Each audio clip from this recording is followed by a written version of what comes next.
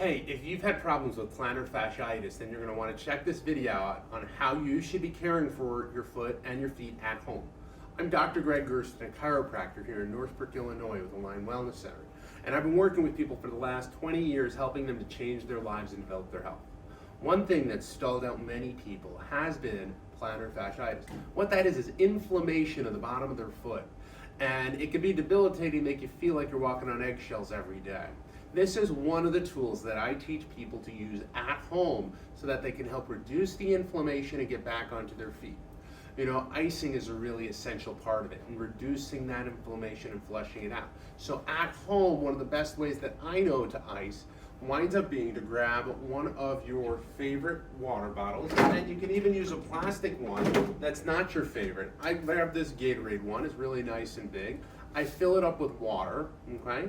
Then what I do is I put it in the freezer for a couple hours. I let it get nice and frozen solid. Then when I'm ready to do my therapy or ice down, which I do about 3 times a day, we gotta reduce this inflammation, and every step you take on it winds up causing it to get more and more inflamed.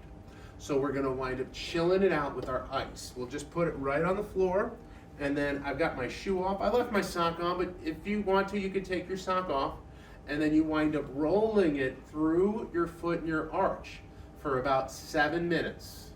Now I know typically when I ice areas, I recommend 10 to 20 minutes, but with the bottom of your foot and plantar fasciitis, it's a very thin area. So it's gonna wind up absorbing the ice real quickly, so you wanna just do it for a shorter period of time. We're gonna do this multiple times a day, and you just roll it back and forth.